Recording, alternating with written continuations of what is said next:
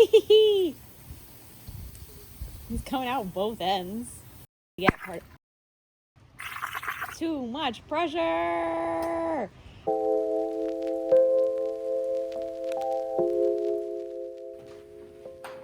Good morning. Happy Easter. It's probably not morning anymore, but it is for me now. And today is Easter. Happy Easter! And my family, for a long time, has done these Ukrainian Easter egg dyeing experiments. We get this kit that has, I think, maybe 12 colors of dye. We get beeswax, and we have these styluses that you can use to distribute the beeswax, and we make wax resist eggs for Easter. And you will see, I did one, it probably took me 5 hours. I don't really love it, but I think I'll like the next one better. That's how it usually works for me. So, to back up for a minute, we don't boil the eggs. We don't leave them raw, which is apparently what they traditionally do. Haven't tried that one yet, but we do blow out the eggs. And usually this is a very long process. We take days and days of just like, somebody will be cooking in the kitchen and somebody will be taking their little needle and poking out some holes, making them big enough, and then sitting over a bowl, just trying to get the egg, the inside of the egg to the outside of the egg, while keeping most of the egg itself intact. In the past, we've always done that very hands-on, very time-intensive egg removal, so the shell remains, was our history. However, this year, something's different. And that difference is Joseph. He is brilliant and very resourceful. And he suggested using an air compressor to blow the liquid part of the eggs out of the shell. So, yesterday, we kind of thought about how to do it. Joseph had this plexiglass on hand just in case the egg splashed and destroyed my phone that's recording. We would have some protection. Didn't end up needing that, so thank you, plexiglass. We will call upon you for another task at a later time.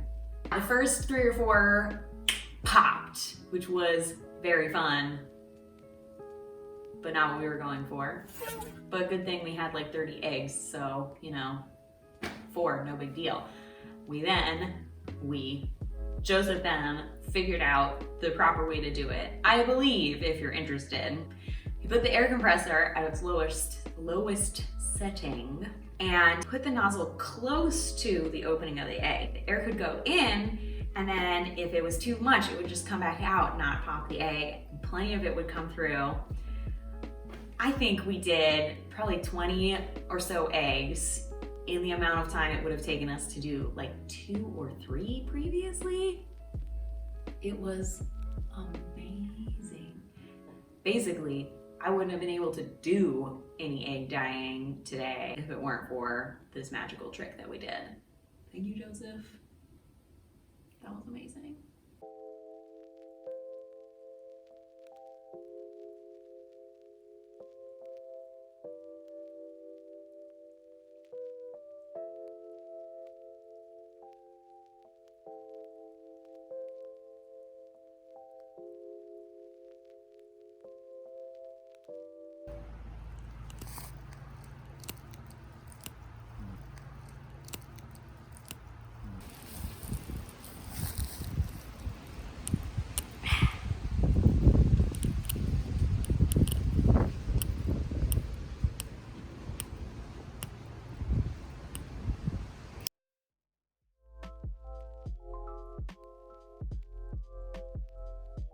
If your eggs are all blown out or in whatever way ready to dye, you start layering colors. So you start with white, or whatever color the egg is, I suppose, and you put wax on the place that you want to stay that color, and then you just sort of layer colors on.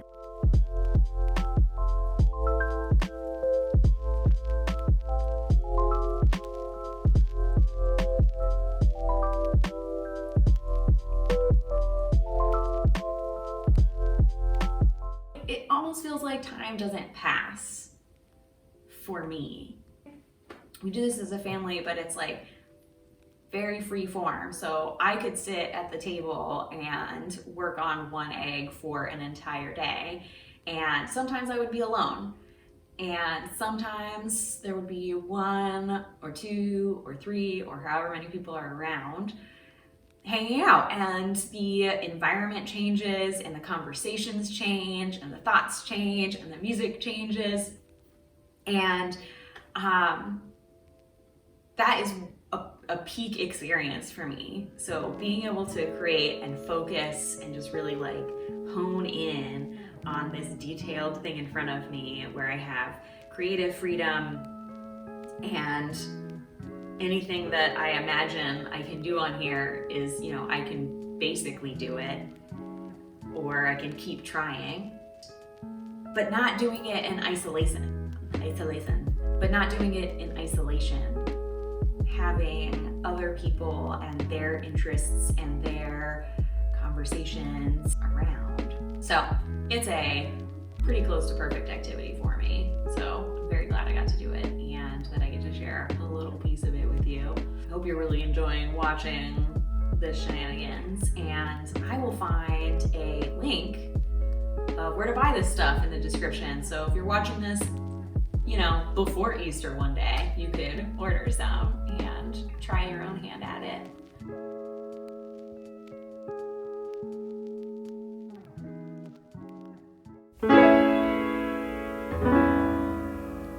And I am all alone. There is no one here beside me.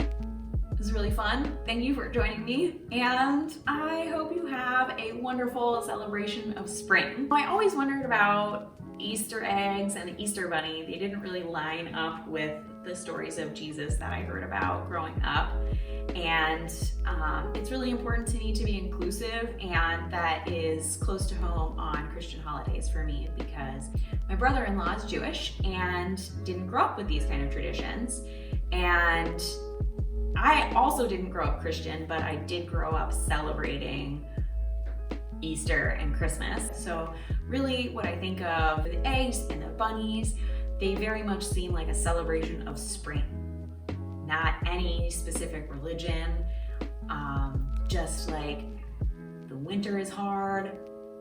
Not if you live in Florida, but we'll skip over that.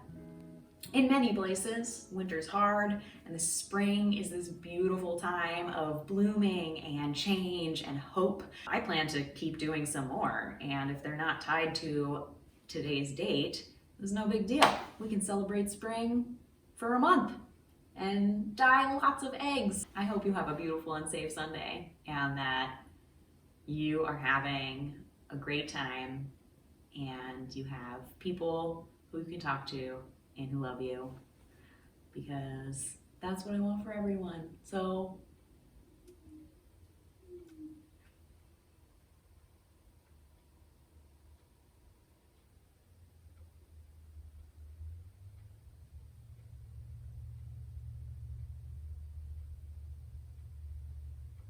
if you're watching this, we have a connection and I love you. Thank you so much for coming. I'll see you next time.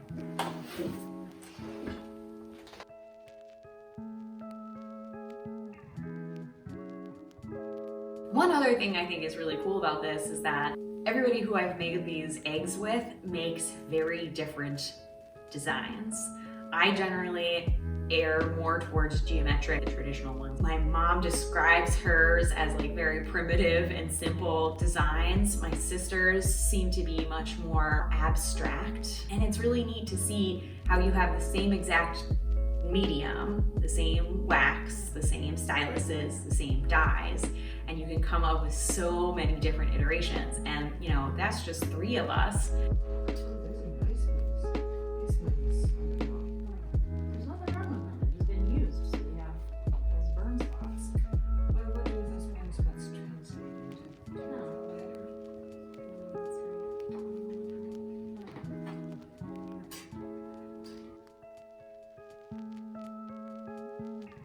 In the past, we've always done that very hands-on, very time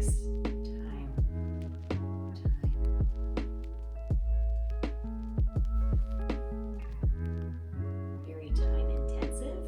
It would take a lot of time. Timescaping. I don't know why I want to say timescaping. That's not a thing. So, if you know about timescaping, tell me about it, please. What is it?